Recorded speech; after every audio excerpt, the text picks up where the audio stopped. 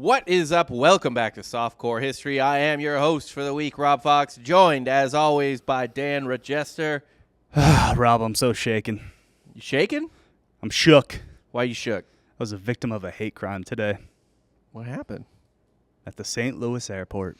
Yeah, it's a great airport. World One class. of the worst. World class. No, it's a horrific airport. I get so fucking angry every time I have to fly home. I didn't know this. I didn't choose this. But apparently, sassy old black ladies that wear COVID masks see my face and just hate me. Yeah, I wouldn't have guessed it, but it doesn't surprise me. Two of them came for your boy. In line?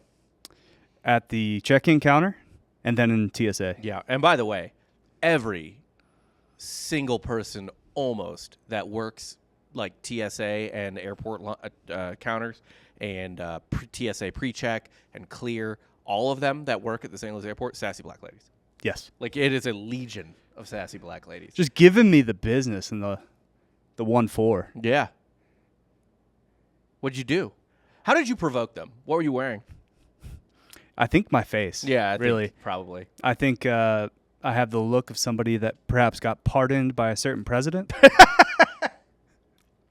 And thus they took out their anger on me. You're right. I don't think they care about that, though. I think that's too high level. I think they're more just like, I ain't dealing with any fucking white boys with beards today. I didn't say anything. They provoked it. You didn't have to. You had to look. I was asking for it. You had a look in your eye. You still haven't answered what you were wearing. Just my normal T-shirt and Lululemon shorts. That'll do it. It's the Lulu. It was the Lulu that did it. That might be it. Yeah. Like, look at this white boy with his short shorts. Who the fuck does he think he is? Showing thigh. Yeah. There's too much thigh. Maybe they were negging you. They liked you. They're trying to take my $600 batteries. Oh man, that's probably why they were pissed. That you had like real shit you were packing, and they were like, "What the fuck is this? Like, there needs to be a duffel bag full of clothes. I don't. What is this fucking bag?" You're like, "Oh, it's a pelican case. It looks like a fucking pelican to me." I mean, you pretty much nailed it. Yeah, that was our interaction. She's like, "I'm gonna call my supervisor." I'm like, "He's gonna say it's okay." Yeah. Sure enough, he said it was okay. Immediately gave me like within 10 seconds. You're like, "Yeah, it's fine." Lady also overcharged me for my bag for Southwest, which bags no longer fly free. Bags do not fly free on Southwest. No longer. That is true. That was lasted for a while. There's really almost no reason to fly Southwest anymore. Yeah, because you don't get to pick your seat. You have to make sure you check in early. Yeah.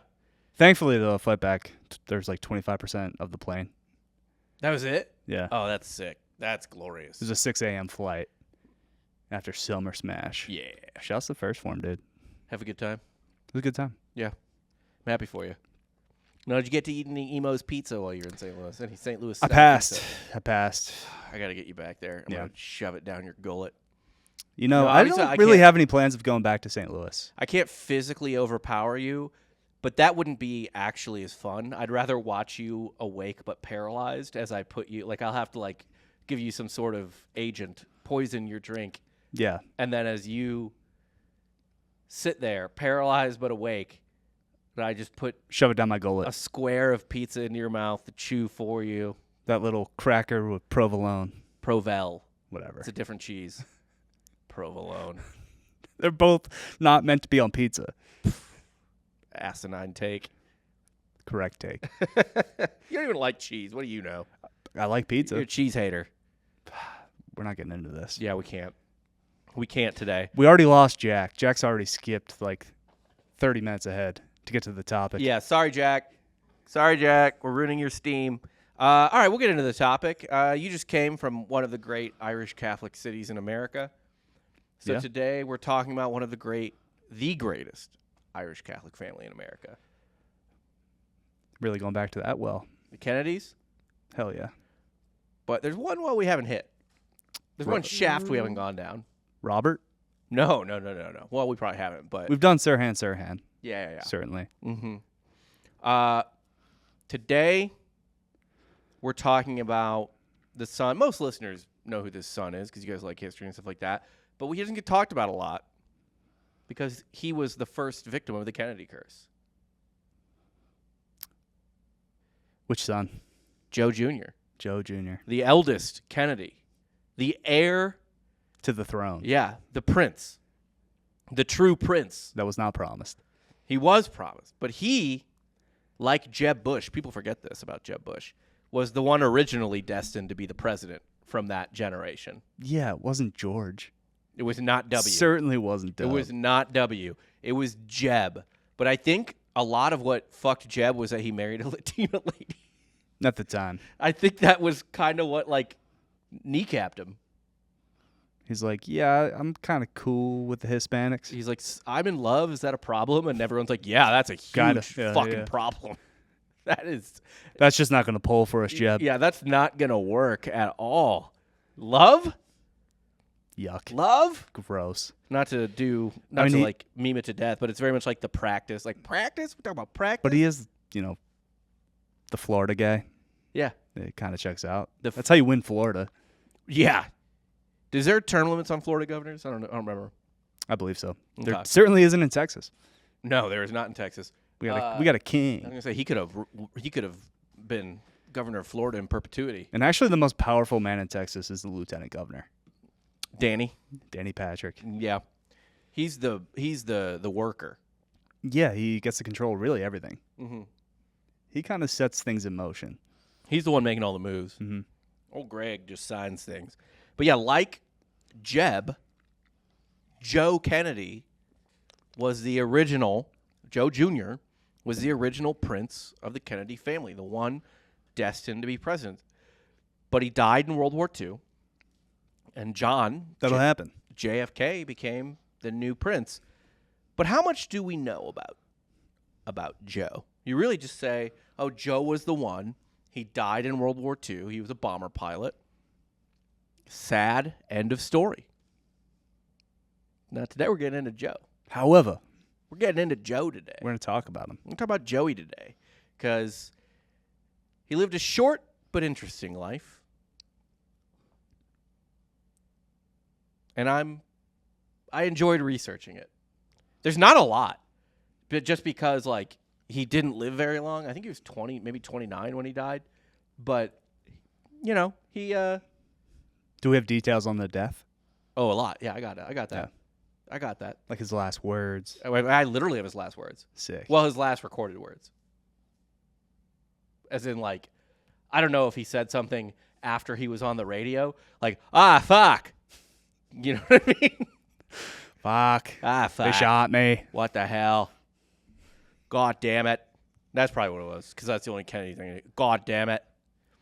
But Kennedy, Joe Jr., was born July 25th, 1915, at a summer rental cottage in Nantucket, Massachusetts. Hull, Massachusetts. I'm sorry, Nantucket Beach in Hull, Massachusetts. And it's okay. You don't have to pronounce anything from Massachusetts, correct? No.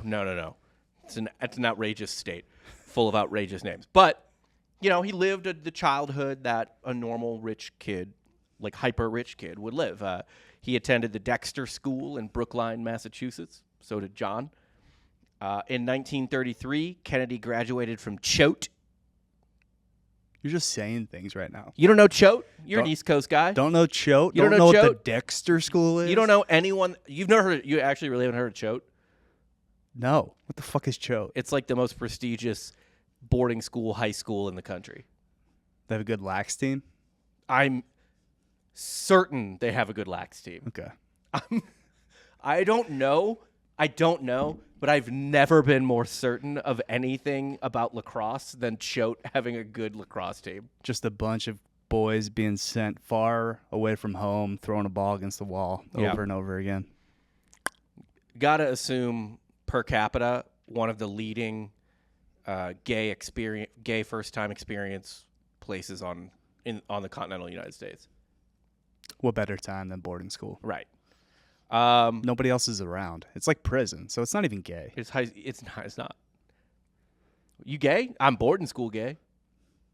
It's like I had no other options. What am I supposed to do? 15. I'm hitting puberty. I'm 15 and masturbating 9 times a day. These are the only holes around. I'm that gay. Like, actually, not fucking a guy in boarding school is kind of gay. it's kind of gay, yeah. It's like, oh, you're abstinent? Bitch. Cool, dude. Like, come on, man. You don't get butt pussy? Yeah. Smith is giving it up in room 12, dude. He drank a whole fucking fifth of J-Mo, and he is just giving it up. Let's go. You find the rich kid, he blows you, you blackmail him. Next thing you know, you're Senator Kennedy. That's how it operated. That's how it worked. People don't want to talk about what you got to do behind the scenes to get powerful, but it's getting the richest kid you know to blow you at boarding school and shout. It's not just women getting ahead that way. No, nor should it be. I mean, think about the airport in Minnesota where you double tap in the stall. I don't think anyone's getting ahead there. Ahead there. They're getting head, Yeah, certainly. But not ahead. In fact, if anything, you're very, very behind if you're getting blown in a Minneapolis airport stall. Well, yeah, they're definitely taking it from behind. No, I mean, you're just, well, yes, maybe. God, But also, why do you want power in can Minnesota? you do impromptu anal like that? I feel like that's just not a thing. It's got to be Seems like you need to prep. It's got to be just a nightmare. You're not just going to spit on it. You can't just, yeah, I know, you can't just go in. I've had anal sex. Like, that's not how that works. Not for me. I don't like it either. Not a fan. Not a fan. Vagina's more than enough. Yeah, the Autobahn's literally right next to a neighborhood full of speed bumps. Yeah. You really want to take a country road? No thanks. You got the interstate right there? No. I'm going 250 down that German highway. And by the way, that highway is made to go 250. Yeah. Like it is. I mean, the other highway is truly, I mean, you can speed, but someone's going to get hurt. You're flying through the windshield. Yeah. There's going to be a bad accident if you speed on that road. Mm-hmm. You're never recovering. Man, this metaphor works a lot better than I thought it was going to. Yeah. It really. It's just a back road versus the highway. Yeah. So as the firstborn, Joe Jr., he was described as a, typical firstborn rich kid, self-assured, outgoing from a very young age. He allegedly inherited his father's charm and his mother's poise. He was a natural leader among his siblings. Biographies of the Kennedys portray him as magnetic, commanded attention in every room he went in. A Kennedy? No way. Yeah, I know, right? That seems like a nightmare. Like the type of thing where, like, if you're in a room full of funny people and everyone's trying to one-up each other and any reasonable person just wants to kill themselves and leave. That's just hanging out with comedians. Yeah. Fuck that. Just one-upping each other. No thank you. It's funny that comedians, like, look fondly upon that. Like, it just means, like, you're not It's exhausting. having a normal conversation. But Can you imagine if sprinters... imagine being the Kennedy, though, that doesn't have the aura. Yeah. That'd be the daughter. Like, she had her aura taken from her.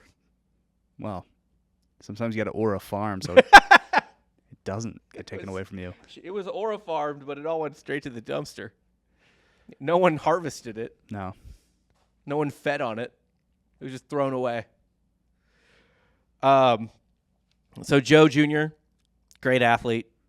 This is, I suppose, pre-lax. But at Choate, he was known for being a great football player, great sailor, really good at sailing races, like single sailboat races. Actually, JFK. My dad, actually, when he was 16, was a part of, like, this sailing kind of like race, I think, down in the Caribbean. Yeah. And he crashed the boat. Sick. Yeah. That's why you watch those things. For the crash. Any race is for a crash. He was, a promising young sailor. Oh, did he get injured? He cost his team. Oh, no. He just got blackballed? He crashed the boat. I think you just, like, no longer have a future in the sport. But the water still called to him. And he remained a waterman. He could never get far away from the water. No. Yeah. It's in the blood, I'm supposed to be a third-generation waterman. That's all my mom asked for me not to be. We know. Yeah. Could have been a waterman. Your mom, there's just like kitchen table conversations while you're a baby. I don't want this life for Daniel. I was a waterman. My daddy was a waterman. Your daddy was a waterman. Danny's going to be a waterman. I want my boy to go to college. College is for sissies. You mean to send him to boarding school? He can suck some man's dick? Get Have a rich boy blow him? So he could be a politician like your grandfather? Go to jail? He'll be a waterman that's honest. This is, probably how the conversation went. Yeah, it had to be from the South, though. I can't do Philly. So they were all, it was a little Southern. Yo. Yeah. But like, yo, you need to, he needs to be a waterman, bro. Waterman. No. He's got to go to college. No. It's just kind of like you're complaining the whole time, you know? Yeah. Just get some hoagies down to Wawa. But that happened. And then they were like, well, what's your sister's name? Taylor. What about Taylor? I don't care. I don't care. More or less. Granted, I could do whatever I wanted. She wasn't really allowed to go out too much. Yeah, but that's it's kind of the same thing. That's male privilege. Yeah. Dan, you go out. You get a chick pregnant. Honestly, if you got a chick pregnant, your dad was probably into that because it would have got you into the water business for sure. Yeah. Do you know what I mean? It would have handicapped me, certainly. Yeah. You would have had no choice. But guess I need a job. You're like Jake Gyllenhaal in October Sky. You just go work the mines with your dad, drop out of high school. Simple life. Yeah. A good life.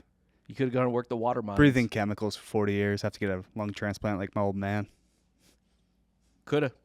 Could have been a great life. Could have been great. I can guarantee you were never gonna suck a dick at Choate. No. Not that you wouldn't. It was never on the table to begin with. You couldn't. Yeah. I wasn't going to Choate regardless. Yeah. It wasn't a wouldn't, it was a couldn't. I could have gone to Malvern Prep. I think that was an option, but I don't know how they get down there.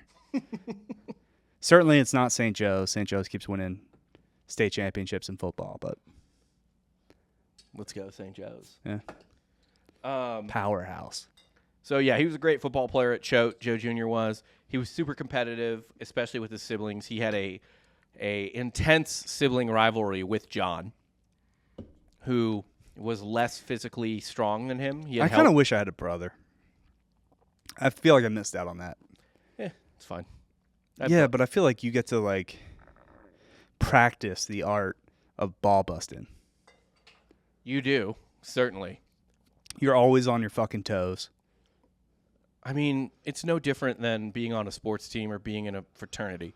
You know what I mean? Yeah, but you can't escape it. You go home and you're still dealing with it. I like that. Yeah, it's fair. It's a good aspect. That's fair. I don't like it anymore. I'm just I just want with anything. You were in the trenches. Yeah, you're especially when you have brothers and you're a guy or a girl, you are just raised in a way. Not even raised. You grow up in a way where you are just head on a swivel. Yeah, having a sister doesn't really feel the same way. Especially by the way, she insults me. I'm like, all right, cool. Especially because it's a younger sister. Yeah, it's I'm not gonna take anything you say seriously. The only useful sister is an older sister. Not even. Well, maybe to buy you booze. No, and I feel like you understand women better if you have an older sister. And then you could always hit on their friends. Yeah. Hot friends. Especially when you're younger, you're 12, 13. Your sister's 17, mm-hmm. 18. Mm-hmm. You kind of develop I think that's how you develop Riz, actually. It is. I'm saying guys who have older sisters, full of Riz. Oh, yeah. Absolute Riz city. Because it's essentially just Shameless. Yeah. You just fire at will. Who cares if you fail? You're 12. It doesn't matter. You are essentially a 12-year-old in a batting cage. You're just getting reps. Yeah. And, the older ladies, you make them laugh. If you can make an older lady laugh, you can make an older girl laugh. Not older lady, but an older girl laugh. If you're 12 and you're cracking up a 16-year-old chick. Dude, you're going to be a poon hound. You're gonna beat off to that for months. You're a problem. Yeah. God forbid you actually pull it off. Yeah. Oh, well. You do that after they get divorced. Then you just ruin your sister's friendships. Yeah. And then you're like, man, you weren't as hot as I remembered, but I still got to do this for 12 And it's also way cooler than hitting on your sister who's younger's friends. You're 17 and a 13-year-old. Not quite the same dynamic. No. You come off a little bit as a predator, And in fact, that makes you more Rizless because they'll laugh at anything because you're the old, you know what I mean? The same way you think that the older sister's friends are super cool no matter Right. what they're actually like, unless they're like absolute monsters. That's the same way with the 13-year-old girl and the brother, unless the brother's like a fat, like they'll be like, oh, hi, Dad. No, they're not like that. Oh, they're not? Ever. No. And you just come off creepy. But always aim older when you're younger. What does younger mean? Like we were just talking about. Okay, yeah. Well, yeah, if you're 12, don't aim for fucking 4th grade. No, but I'm saying like it's always a better situation when your sister's older than younger. Yeah, I agree. I think that's the useful type of sister. So, Joe Jr. and JFK, super competitive, big sibling rivalry.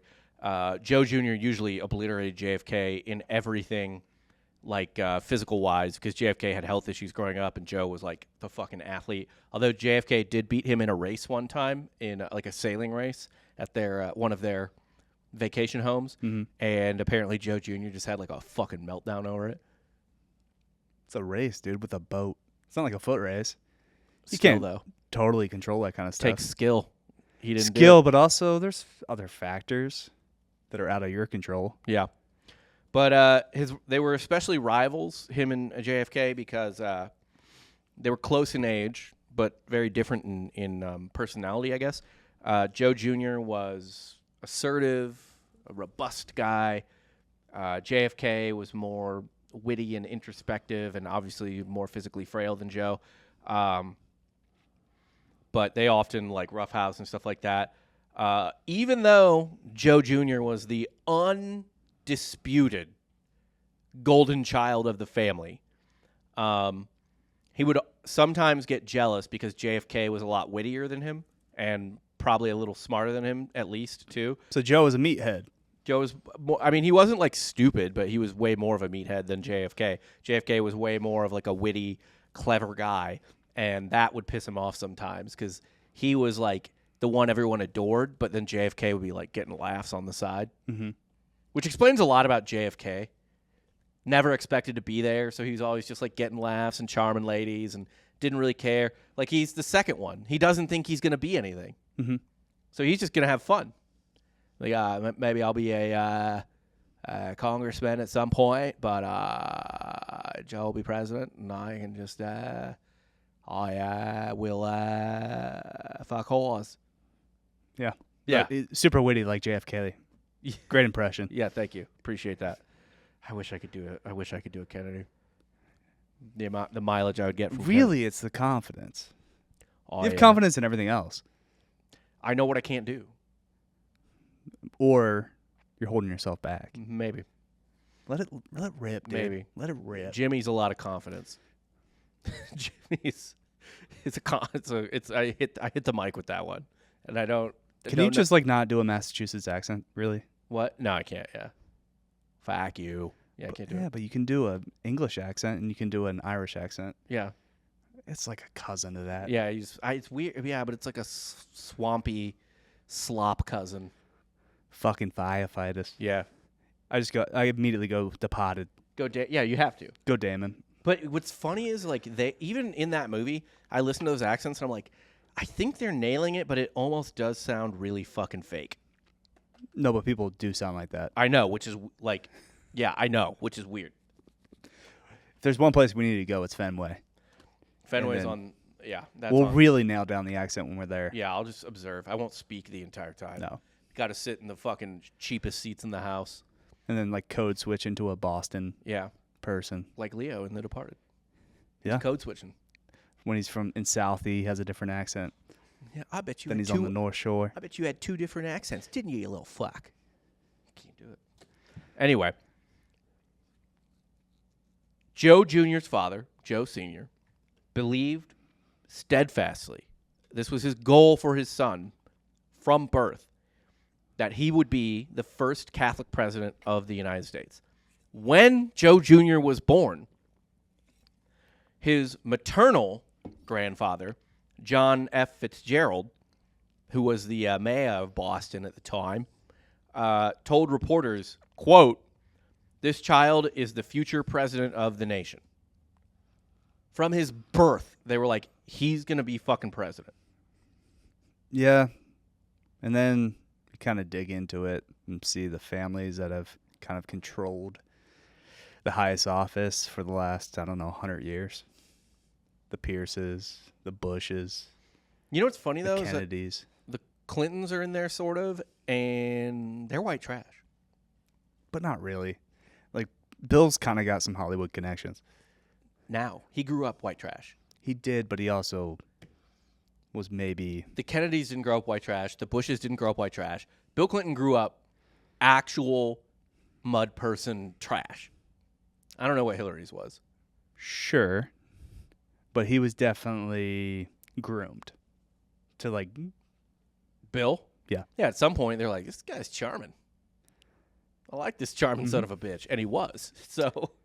A lot of people say that about J.D. Vance as well. That he was groomed? Came from white He is- trash. yes, he did come from pure Perhaps white. maybe a wrote, plant. wrote a whole book about being white Yeah. trash. You know? Has some Peter Thiel connections. Yeah. We'll see. We'll see. So this is real Tywin Lannister shit from Joe Sr. Joe Jr. was the eldest, and he was the primary focus of his father's aspiration. Dad was dumping everything into Joe Jr. Obviously, all the kids got an education, just like his. And all the boys got, were expected to be, I think, in the political or super high up business sphere, right? They were all expected to be important men. But only one was expected to be president of the fucking United States. So, after high school, after choked, Kennedy spent a year studying under the tutelage of Harold Lasky at the London School of Economics. Okay. And after that, of course, he went to Harvard. Went to Harvard Yad. Harvard, you got the London banks in your back pocket. Yeah. Now, this is where things get interesting. In 1934, Joe Jr. was 19, and his dad was like, all right, you're going to be president. You're going to be an important politician. We need to make you worldly. You need to see the world. Okay. Specifically Europe. Travel abroad. Yes, specifically Europe. So he did a semester, couple, No, just like a trip. backpacked. No. He certainly did not backpack. Fine, sailed around the world, yeah. Think like The Talented Mr. Ripley, but he's Jude Law. Never seen the movie. Oh, it's a great movie. Just a rich guy in Europe. Okay. So when he's 19, he goes to Europe to broaden his horizons. Joe Sr., he's a prominent businessman, obviously, and he's later the U.S. ambassador to the UK, which we'll get to. And he was known, he had a ton of international connections. Kind of has a little bit of Quincy vibes. Who? Joe. Yeah, yes, very much so. It is very much how Following the John Quincy Adams John playbook. Adams, if you like, I say this, and a lot of times it's bullshit when you're like, oh, watch the show, and it'll show that like Rome, for example, is a show that shows some good things, and I think the Caesar assassination scene is like, I don't know how accurate it is, but it gets the vibe right. But there's other stuff, obviously. If you were there, would you get a stab in? Yeah, for the history. For the history, but also, like, he's going to die anyway. Why not? What's one more stab? At that point, you didn't kill him. No. It's really just like kind of a sack of potatoes you're going at. You pretty sad, just a sack of meat. You're just poking. Mm-hmm. Like, sorry. But yeah, no, he is very much a JQA. I mean, in the show, John Adams, I was going to say, is they illustrate that very much. Like John Quincy, at one point as a child, is like, Papa, I like farming. I want to farm. And John Adams is like, farming is a noble profession. Very good, of the earth. Blah, blah, blah. He's like, they're like sorting manure. And he's like, but it'll be the law for you and politics and all this shit. And that's Joe Jr., born to be a politician, born to do the things his dad couldn't. His dad's kind of a stage dad. His dad was important, and he was a big businessman, but it was, it wasn't the time to have a Catholic that high up. Yeah. Couldn't do it yet. Was his dad involved in trying to remove FDR from office? Yeah, we'll get to that. Okay. We will get to that, but yes. Kind of. He was not part of the business plot that I'm aware of. Okay. But I didn't look into his dad very much. So his dad had a huge interest in like global affairs. He's a ton of international connections, like I said. He's a globalist. So the trip to actually, I don't know about that, but we'll get to it. Maybe, but we'll get to it. Actually, maybe, but we'll get to it. Reptilian. So he did a trip through Europe in 1934. That included Germany. Listen, nothing wrong in Germany in the 30s. Nazi Germany. Yeah, I know that. Yeah. But, like, no issues yet. That Hitler's a bad egg. Are you sure about that? So Hitler had become Chancellor of Germany in 1930. Dude, there was Nazi parties in America that time. Henry Ford was, like, leading the charge. Let's tap the brakes on that. Because, yeah, there were people who were like, Charles Lindbergh. Like, these guys got some good ideas. But there's a difference. We'll get to it. We're going to get to it right now. Is Joe a big Hitler supporter? We're going to get into that right now. Okay. Literally right now.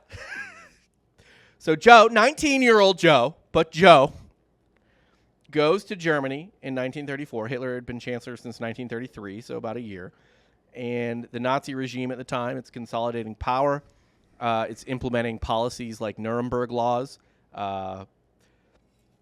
And it also, in 1933, so basically right when Hitler took power, implemented the sterilization program called, this was the name of the law, the Prevention of Hereditarily Diseased Offspring Law. Yeah.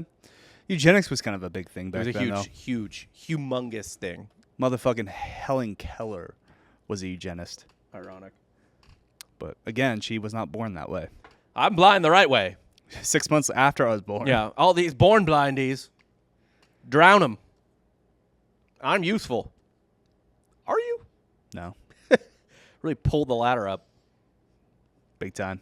And I don't think she was writing her speeches. Yeah. Or her books. Or anything. So while the specific details of Joe Jr.'s itinerary in Germany are sparse, it is known that he visited the country. Are they? Yeah, they are. From what I could tell, they are. But Who burned the books? We do have first-hand resources. He's writing journals. He's just like, I love this Adolf Hitler. We're going to get to that. There are some first-hand resources. He's got some good ideas. Yeah, we're going to get to that. So he went to the country. Essentially, his trip to Nazi Germany was like if you or I took a trip to North Korea. They would just show you around and show you how awesome everything was. Especially me. I'm pretty sure I have a statue in North Korea. Yeah. You are a beloved Western. I'm one of Un's, like, top 5 writers. You were a big read of his back in the day. And if you're listening, Kim. And I know you are. We love you. We'll see the traffic in North Korea spike. Yeah. What up? As long as we mention him, he'll listen or We're riding read. for the Democratic Republic of North Korea. It's in the name, dog. I don't think he understands, especially with like a secondary language, satire. I don't think Sarcasm. I don't think doesn't that translate. So I think I might be his favorite writer. You go to like I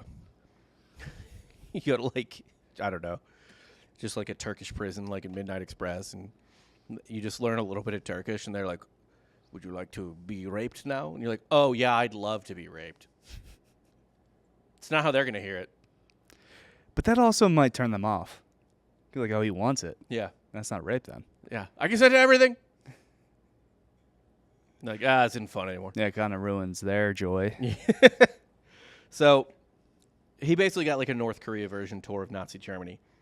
So obviously, a sharp Harvard man, educated at Choate, Stop saying chote. raised by No one knows what chote is. raised by a sharp political mind, he would see through all this, right? No. No. He's 19. No. He's a moron. No. Every 19-year-old is a moron. It doesn't matter. All You of have to go through just being... I mean, you're just too young. You're too young to know anything. Anything. And no world experience. Even if you're raised the way he was, He was probably groomed to be a fucking U.S. president, politically- you still are a total imbecile. Yeah. And he was probably one of the sharpest minds of politics as far as 19-year-olds went in the country at the time. But he's still fucking 19. I still don't even think I've like fully awakened yet. No. I think I'm still an NPC. I'm still waiting to finally click. Come to life. Yeah. One of these days. So would murdering you be illegal? I think technically. But like you're not really a person. No would it be one's- no immoral? one's Would it sad. be immoral? Probably not. I'll just move on to the next life. Yeah. Regenerate. Respawn. Yeah. You just start. You're not even a baby. You just wake up like walking down a street. Like, that was weird. Yeah. Oh. It must have been a dream. Whatever. You just shrug it off. You're like, I'm gonna go eat a burrito. So, Joe Jr. wrote to his father, Joe Sr., about his trip through Germany.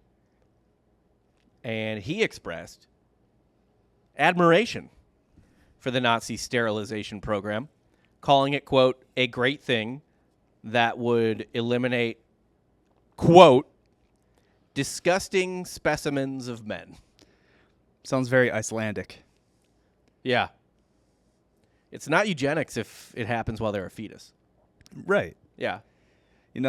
How did Iceland get rid of all the people with Down syndrome? Funny story about that. Same way Sparta got rid of all babies with club feet. Not something to celebrate, guys. Nope. So he also praised Hitler's ability to instill a sense of unity and purpose, writing, quote, Hitler is building a spirit in his men that could be envied by any country. I mean, you watch those clips. Everyone's kind of hyped. He was a great hype man. I just saw fucking Little John this weekend at First Form at Summer Smash. I bet Hitler kind of got the country going that way. Little John type of. Yeah. Yeah. You'll do anything after a while. You just got to be loud and just full of energy and just, you get the people going. He did. Hard to say. He was the Little John of his time. Hard to say he didn't. So Joe Jr. wrote about how the Nazis handled Jews as well. I can't imagine then Joe was like super down with the Jews either. He described it as, quote. Not a lot of people were. Yeah. He did. Ever. I mean, today. He described it as, quote, well-founded. This pops up every like 15, 20 years. Minimum. Maybe there's smoke there. What? Maybe there's a lot of smoke there. Sure. He went on to elaborate, quote, they were at the heads of all big business in law, etc. It is all to their credit for them to get so far, but their methods had been quite unscrupulous. The lawyers and prominent judges were Jews, and if you had a case against a Jew, you were nearly always sure to lose it. As far as the brutality is concerned, it must have been necessary to use some. Yeah. I mean, these just sound like Kanye lyrics. That is a hard quote from the Joe Jr. letter to Joe Sr. Joe Jr. also praised Hitler's insight, his instincts, into finding a common enemy for the German people, that being the Jews. I mean, maybe if Joe becomes president, Israel doesn't exist. Real likely. And he would have been president at this point or I in the know. next 15 years anyway. But maybe he had a bit of a role in the White House when he comes back from the war. He did plan to run for Congress when he came back from the war.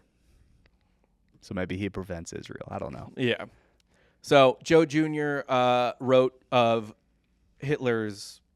He said it was brilliant that he found a common enemy and wrote, quote, it was excellent psychology, and it was too bad that it had to be done to the Jews. He's like, I got nothing against Jews, like the faith, but like clearly the Jews in this country went bananas. And I wouldn't pick Jews. I'm just saying they were there, and they picked them, and it was a smooth move. He's just like saying they got rid of organized crime. I fucking guess. It's like every Italian is obviously in the mob. So anyway, Kennedy becomes a delegate to the Democratic National Convention 6 years later. Of course. In 1940. And the first thing he does is advocate for isolationism. Oh, he's going Jefferson. No, he's going Lindbergh, kind of. Which is, it's not all fight. It's not all war, which, I disagree, because obviously this thing was going to get global, especially by 1940. Like, the war had already started.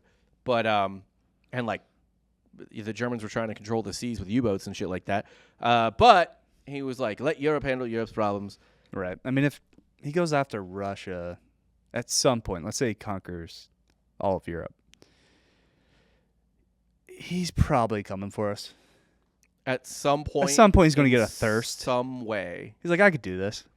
It'd be a heat check moment. Yeah. And the way you do it is, people are like, oh, you could never invade America because, like, the Atlantic Ocean is there. But the way the Germans could have done it is you take the UK and then, okay, America, we're not going to bother you. We're just going to invade Canada because they were allied with the United Kingdom. Right. And all of a sudden, that trip across the Atlantic Ocean becomes a lot shorter because you're going through Iceland and Greenland and there's waypoints. You're not going, England to They're controlling the seas. Virginia. Without any problems. Almost certainly. I mean, what the fuck's the Canadian Navy going to do? There doesn't exist. Yeah. I don't know. Maybe he'd be down with all the Nazis in America. I think he would probably try to. And he would try to, like, overthrow the government from within. Make America sympathetic and be an ally and be like, look, I'm fighting the communists. Aren't communists so much worse than me? Yeah. And a lot of people are like, oh, yeah. It's like, you don't have to take a side when it's two bad people. You can sit out. You can just say. Maybe Joe's right. You could sit this out. Yeah. So, Joe Kennedy vocally opposed FDR's nomination for a third term, which is legit, although he wasn't doing it for legit reasons. No one else did it. What? He's a trendsetter, No one had done a third term at that point. Well, people had tried. One or two people had tried, including a Roosevelt. Right. But I don't even think Teddy was really believing in him getting that third term. it was a stretch. Like, he was a long shot. Yeah. I think he just kind of did it to, like, Fuck his party. be a thorn in the side of his party, yeah. Yeah, I kind of agree. So he opposed FDR's third term, and his father was an isolationist, so he was like, yeah, I'm an isolationist too. He didn't want to get the U.S. into World War II. This stance, by this point, by 1940, was pretty controversial, and it placed him in the minority of the U.S. population who were like, I mean, this is coming. There's just no way around this. It's going to happen. And that's not even talking about the Japanese. He's focused on Europe for the most part. But a lot of all of that talk. Were the Japanese on our radar till Pearl Harbor? Yeah, absolutely. Absolutely. Because Like, we see them bucking in the Pacific.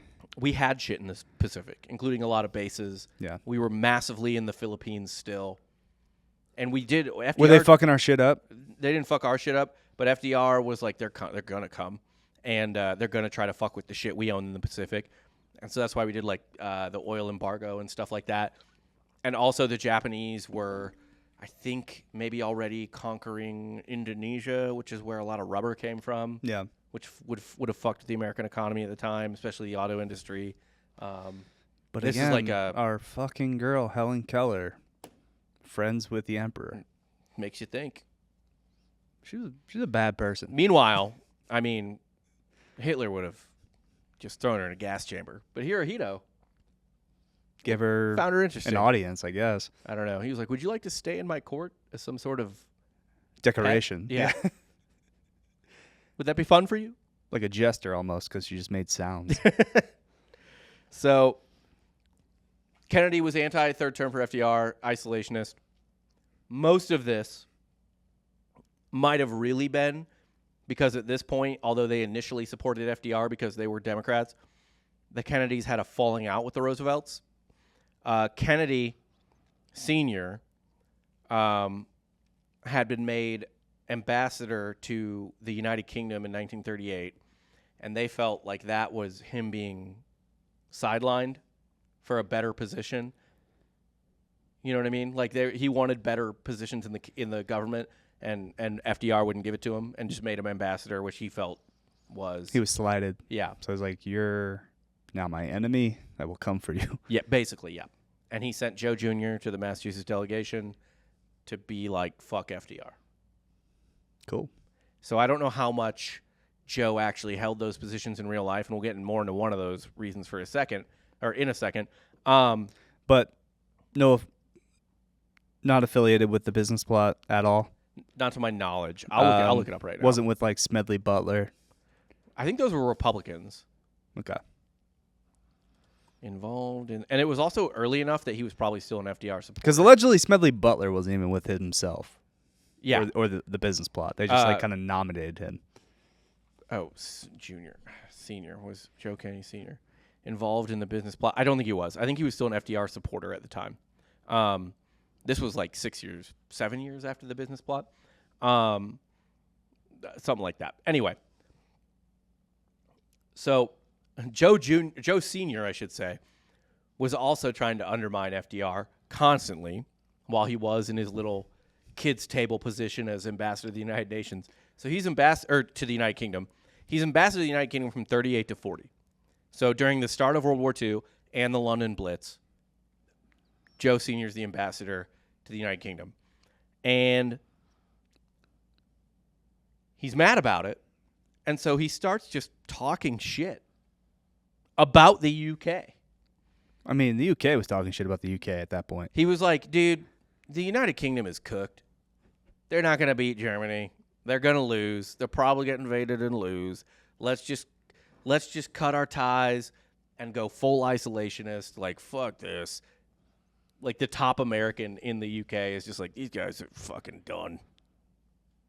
I mean, Chamberlain is usually kind of like thrown under the bus, right? Mm-hmm. For handling things so poorly. Yeah. There is an alternate theory. I don't know how much I buy it, but there's an alternate theory that he was like, he knew the UK couldn't compete in like 36, 37, 38. And so he was appeasing just to buy time and hope the Brits would get, like the population would get scared of Germany's intentions, and the Americans would get scared of Germany's intentions, and the French probably already were scared, and build up their industrial capacity and military capacity that was in no way ready to fight Germany at that time, because Germany was already ahead of the game. Despite all the sanctions from World War I. Oh, but they were through that by that point. I know, they just revved it back up. They were just like, we're going to make an army again. They're so efficient. Come and stop us. We're going to make an army. Yeah, what are you going to do? You can come and try. Come on, Frenchies. Yeah. So Kennedy Jr.'s stances at the 40 convention were probably more family related than, well, they're politically related in that he was trying to fuck their political enemy. I don't know that he necessarily believed in the positions he was taking at the time. I don't know. Kind of sounds like he still believed in what he was saying. I think if FDR had given Daddy everything Daddy wanted, they would have been going hard for a third FDR term. He seemed pretty, hard himself on Germany. Who? Like he was rock hard for Germany. Joe Jr. Well, we'll get to that. So we've been to it. Well, we'll get to it.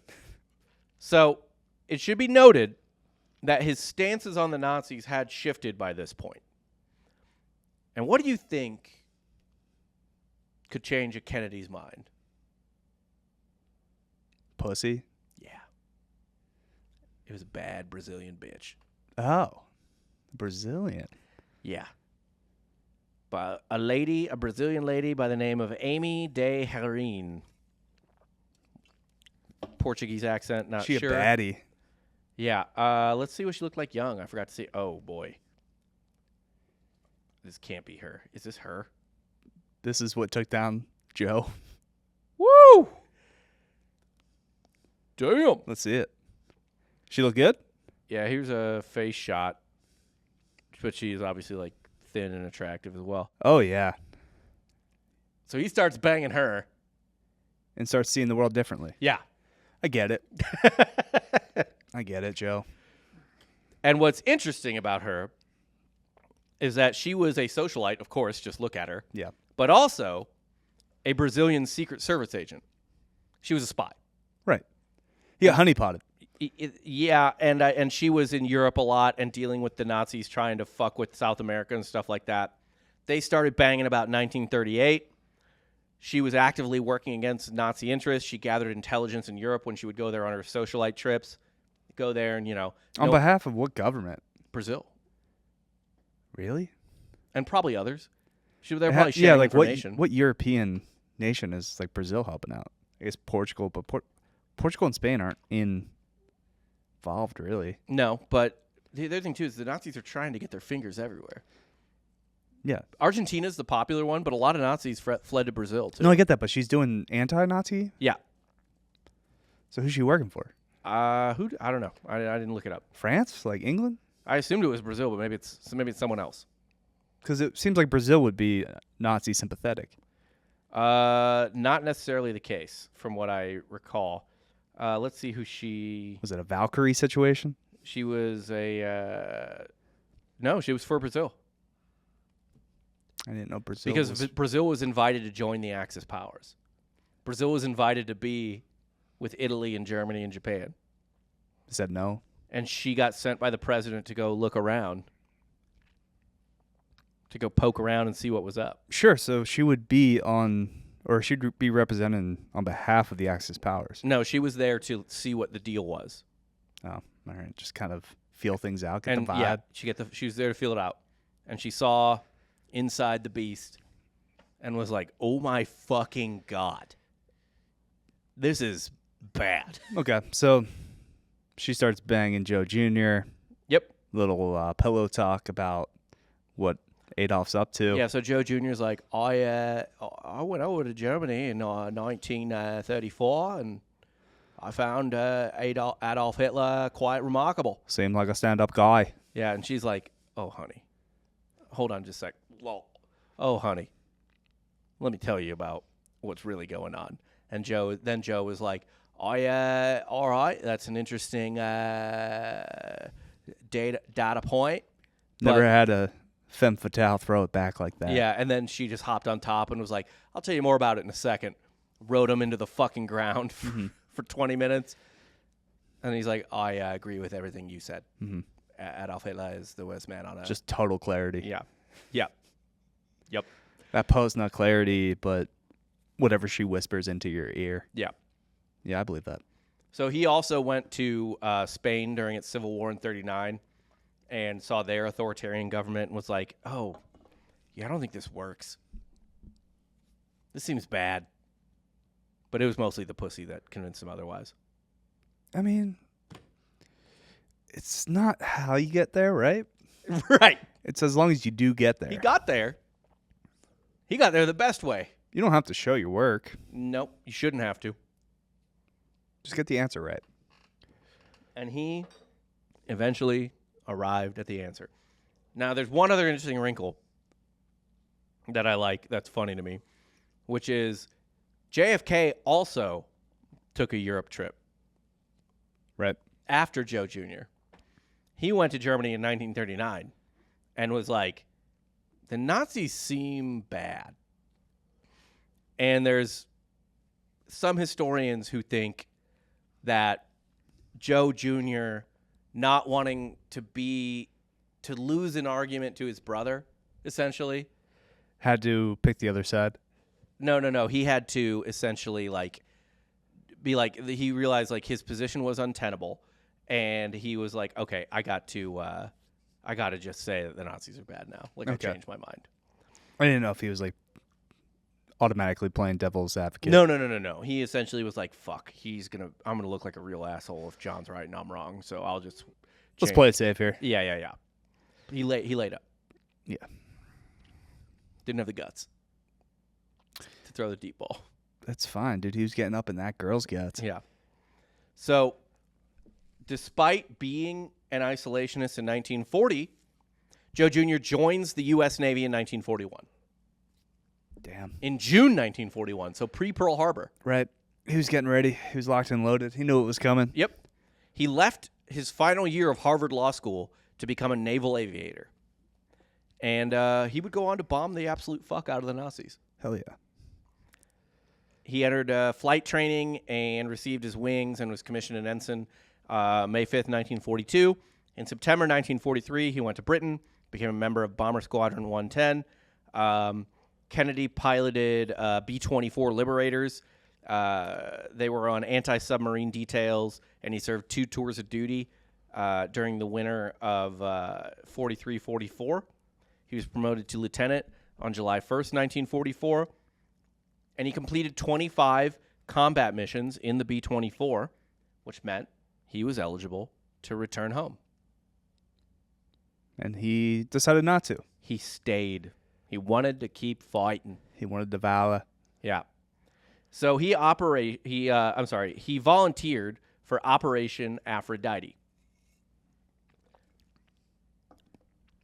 Operation Aphrodite was the use of the Army Air Corps B-17 Flying Fortresses and the Navy PB-4Y-1 Liberator bombers that were converted into drones, essentially, flying bombs. Sure. And they would be deliberately crashed into their target via radio control from an accompanying bomber, because you had to be pretty close at the time. And I think the two reasons they did this was, one, it was used for precision attacks, because there were no missiles or anything really. This is the only way you could be sure you're going to hit something. It was mostly carpet bombing and stuff like that back then. Right. There was precision carpet bombing, but still. And also, I think it was a bigger payload. They just filled that whole fucking thing with bombs. You know what I mean? RC truck. Yeah, it was just as much fucking dynamite as you could put into there. These drone aircraft, they couldn't take off safely on their own via radio control. So here's how you had to do this. This is what Joe Kennedy volunteered for. A crew of 2 people would take the plane off, get to 2,000 feet altitude, then they would activate the remote control system, arm the bomb detonators, and jump out of the plane. So you fly a bomb up into the air, turn the bomb on, and then jump out of it at 2,000 feet. Kamikaze, but you're not committed. Right. Yeah. No honor. Kamikaze without the honor. Yeah. So you're just ghost riding the whip, dude. Right. He wasn't even remote controlling it. He just had to take it off and jump out. That ghost riding the whip. Yeah. You never fucking just threw your bike? No. Absolutely not. See how far it could go without you? No. Okay. You have your boys on your pegs in the back? No. Not really. You had boys? I had some boys. Some boys. Was it more like boarding school boys or? Don't worry about it. Okay. I went to private school. You didn't have anybody riding on the handlebars or on the back of the pegs? No, I didn't even my boys. That sounds chote. Handlebarring your boy. That's the straightest thing you can do. Is it? Yeah, it's pretty cool, dude. You got a basket boy? There's no basket. He's just he sitting is, on the handlebar, he is pumping the basket. it. Yeah. Sometimes you can be a basket. Were you a basket boy? I was never a basket boy. Okay, then it sounds like being a basket boy is not so I was a basketballer, brother. But you had basket boys. I never had a basket boy. I had a peg boy. Okay. My boys got pegged. Yeah, that's fair. But riding on the handlebars, feminine. Riding on the pegs, masculine. That's cool as hell, dude. Not Just super. Ride the Wawa on the pegs. Yeah, come on, dude. Let's go get some hoagies. Yeah. Hop on my pegs. You get the chromies. You take off the air valve, replace it with a skull or a pair of dice. Yeah. I sadly never had a bike with pegs, and I regret it to this day. Did you have a chromie? No. Dan, you weren't cool. No. You weren't chill, dude. We're little big bike riders in my neighborhood. I mean, when did you start hanging out with your friends in the neighborhood? They all lived within walking distance. Yeah, but we'd ride our bikes in 3rd or 4th grade. Nah, I mean we sometimes, but we mostly just walked to each other's houses and fuck around. We walked too. Do chote stuff. Yeah, for sure. Yeah, that's how you get ahead in life. Yeah, none of them were rich enough. That's why I do this show instead of being a congressman with a podcast. That's why you're with your basket boy. Yeah. So for this mission, the Navy was involved as well. It was an Army mission, Army Air Corps. The Navy was involved as well. On July 23rd, Lieutenants Wilford John Willey and Kennedy were designated as the Navy's first Anvil flight crew. It was Operation Anvil for the Navy, Operation Aphrodite for the Army. Willey was the executive officer of Special Air Unit 1 and volunteered for the mission and pulled rank over Ensign James Simpson, who was Kennedy's regular co-pilot. So Kennedy did not have his regular co-pilot for this mission. On August 12th, Kennedy and his co-pilot took off with the robot aircraft, and it was loaded with 21,000 pounds of Torpex explosive. I think I know where the story's going. Yeah. And they were going to bomb a V-3 rocket development site with it. As planned, they took off, and the BQ-8, which is what the converted plane was called, made its first remote-controlled turn. So all they had to do was take it off, and then it starts getting remote-controlled more or less. You have to eject. Yeah. Took its first remote-controlled turn at 2,000 feet, and they were like, all right, everything is fine. So they pulled the safety pin, Willey and Kennedy did, armed the explosive package, and Kennedy radioed the agreed code to the other planes. Spade flush. Spade flush. His last known words. Spade flush. They weren't so flush, were they? 2 minutes later, and well before planned crew bailout, Perhaps too flush. the explosives on the plane detonated prematurely. He crapped out. Pretty much liquefying Kennedy and Willey. Oh, you hate to see it. Yeah. According to the report, the explosion was so big that other planes following it were damaged, and 59 buildings were damaged in a nearby coastal town. Operator error. Yeah. Or was it just kind of like one of the things that happens? All right, well, I'm going to toss a little conspiracy in here. He got taken out. Toss a little conspiracy in here. I believe the unit, or one of the units involved, was under the command of Colonel Elliott Roosevelt, son of Franklin Delano Roosevelt. Related? Just going to leave that out there. Interesting. He was aboard one of the tailing aircraft. We're connecting dots. Yeah. The drone operations were paused for a month while equipment was reevaluated and modified, although the Navy was no longer involved. The Navy did an informal board of review on the event, and they discussed a number of theories. They got swept under the rug. They discounted. They do not think there was crew error, so they do not think Kennedy or Willey fucked up. Okay. So point in perhaps your conspiracy. It is suspected that what caused it was either jamming or a stray signal. So, like, do you play laser tag as a kid? Yeah, no big deal, but like one of them ones. Like the ones you put on? Not yeah, like, I was one of them ones. Okay, not like in the arcade, but like in the yard. Yeah, All Rob, right. I was the Fair. fucking man, is what I'm saying. And sometimes those things would just go off if someone was like clicking their car open, or you walked in front of a window while someone was changing the channel on their TV, Cross streams. and you'd get shot. It'd go, and you'd be like, "What the fuck? I didn't get shot." And then you'd be like, "Hey guys, I got a stray hit. It's not real. I'm gonna reset and set to the amount of shots I have." Can't do that with this though. No, it's one and done with the plane full of dynamite. Maybe we should teach kids, proper consequences like that though. But Dan, who sent the signal? Could have been anyone. Who sent the signal? An electronics officer, Earl Olson, on the other hand, said he believed the wiring harness had a design defect, and he warned Kennedy the day before the mission. He was like, this is not good electrician work. Mm-hmm. This is bad wiring. I don't know if I would do it if I was you. Yeah. And Kennedy was like, I am a hero, and shut the fuck up. I went to Choate. Where'd you go? You have a rich man, you have a rich boy suck your cock? I don't think so. I'm getting in that plane. I'm going to be president of the United States. You'll be a janitor. And anyway, he turned to soup a day later. Yeah, there's nothing left of him. No, there's nothing to bury at all. Over water, at least? Over land. Because the whole point is they got to parachute out. Yeah. So they bail when they're still over land. Okay. So, yeah, he's spread all over. Oh, yeah. Yeah. He was immediately cremated and had his ashes spread. A little bit of a silver lining there, right? You know, you save some money on the funeral. I think they still had a funeral. Don't know with what. Yeah, what are you paying them for? Empty suit, empty uniform, Empty urn?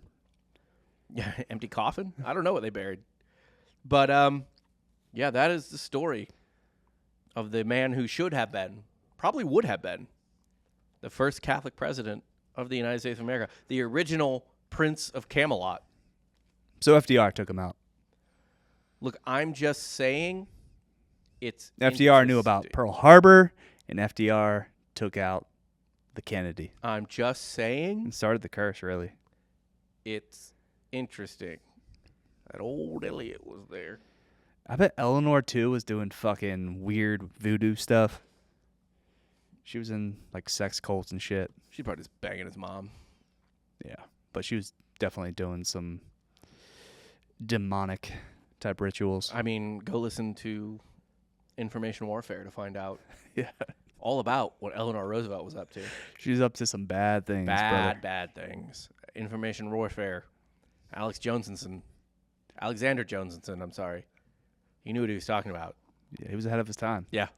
I highly recommend listening to it on the Patreon. Knew FDR was paralyzed. Yep. Long before everyone else did. Nobody knew except him. Yeah. And his pygmy slaves that moved his feet for him. He knew the truth. Yeah. It's like one of my favorite sketches we've done somehow. Just off the cuff. It's because you were involved. When you get to be a part of it, you're like, I love that one. I know. Well, We also spitballed another great one that we're going to do soon. right. Should we tease it? I could give you like a working title. Sure. 300, the early years. Yeah. You can let put it your together mind, from let, there. Let your mind play with that for a while. We're going to ancient Sparta. Yeah. So you can figure out what that. So check it out, patreon.com/softcorehistory. But that's all I got for today. What'd you learn? I learned that Kennedy and the Roosevelts had fucking beef. They did. They legit did, because Joe Jr. didn't get the important position he wanted. I don't know what he wanted. I didn't look that up, but ambassador is kind of a kid table situation. Even to a country as important as the UK, it's kind of a whatever situation where you sound important. Normies will think you're important, but you know that you don't really do shit. Mm-hmm. We were also robbed of Joe, perhaps turning this country around. Pathetic.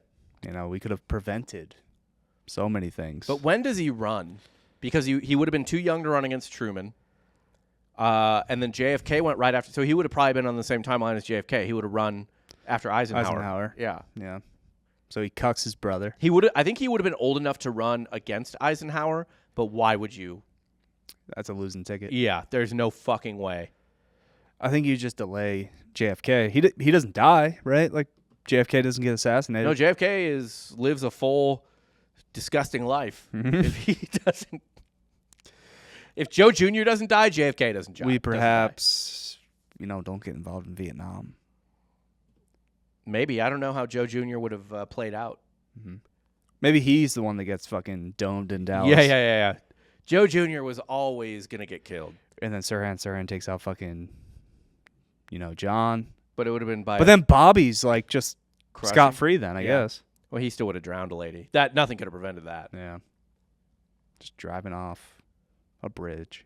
But Bobby would have been even lower on How do you say that town? What? How do you say that town again? Chappaquiddick. Chappaquiddick. That one I somehow can do just because I've heard it so much.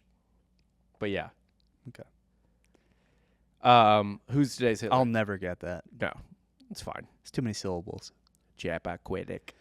Today's Hitler is probably, I'm going to say Joe pre-Brazilian puss. 19-year-old Joe. Yeah. Is today's Hitler. Just edgelord Joe. College Joe. I gotta say, it was nice not seeing mongoloids running all over town like back in Boston. You know, I go into it was a different time though. You know, eugenics was hot in the streets. It really was. It really was. You can't fault people for getting aboard the hype train. Oh yeah, a whole upper deck of Fenway Park. Gas them. Yeah, he definitely saw Boston sports fans as like lesser. Yeah, I went to one Bruins game. Definitely the Bruins fans. Never again. Never again. Lock the doors and burn it down. What is hockey? Is the accent coming? Is it working now? A little bit. I mean, you just got to have the confidence in Yeah. it. It doesn't matter. Oh, if yeah, you nail yeah. it. Lock the doors and burn it down. Cannot let a single Boston Bruins fan live their lives. It's hell. Yeah, I learned a lot, though. People don't know a lot about Joe Jr. It's really just like he was supposed to be president, It's a fun what if. died in a bomber. It's just a fun what if. Yeah, it is. And also his letter from Germany is fun. Not the best postcard. You know, we all have some things we regret. I just like that his like cringe Facebook status is Immortalized. you know, I got nothing against the Jews, but you know, they had to pick somebody, and I suppose it was the old sons of Abraham over in Germany. Yeah, they kind of had it coming. Yeah. Well, at least he saw the light finally after he got, you know, some baddie from South America. She's today's Churchill of the story. I don't know if we can make Churchill a thing. She's the good guy of the story. I'm not The calling only reason- Churchill a good guy. The either. only reason it's Churchill is because the one I know. the one historian was I understand. like, yeah, who's the bad guy? It's like, I don't know if that's true. Not It's a not great true. guy, but not the bad guy of that story. Right. Um, But yeah, dude, she was something, oh, especially yeah. for the time. Oh my god. A great looking gal. Absolutely. She fucked the Nazi out of Joe Jr. Oh yeah, dude. while looking like a Nazi. Dude, by the fucking way. call me Winnie the Pooh because I'd be all up in that honey pot. About to bother this bitch. Yeah. Oh boy, though. And just like Winnie, I wouldn't be taking my shirt off. Right. Wouldn't even want to waste the time. I'd get right to it.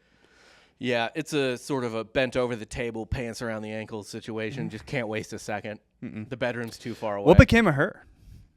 She lived a long, happy life from what I saw. She Nice. died in, I think, it might have said 2005 or something like that. Sick. Yeah. Yeah. She was good to go. Just someone's grandma. She was a rich lady. She was a socialite. She wasn't just some random person. But a they spy. found. Yeah. That's a good person to make a spy. You travel. It's not weird that you would travel to those places. You know what I mean? No. Yeah. I mean, they do that in Inglourious Bastards. Yeah, literally. Yeah, it's the same type of thing. But yeah, that's all I got for today. That's the story of the man who should have been the first Catholic president, Joe Jr. We'll never know what would have happened. And by the way, I know Al Smith was the first person to run as a Catholic, but he was never. He shouldn't have been the first. He wouldn't have been the first. It's not even a should He question. didn't have that charisma. No, didn't have that riz. Wasn't, talking up his older sister's friends. Nope. No older sisters for Al Smith that I'm aware of. He might actually have several. I have no idea. Whatever. He didn't utilize it well. Nope. None. But yeah, that's all I got for today. So for Darren Jester, I'm Rob Fox. And just got soft served.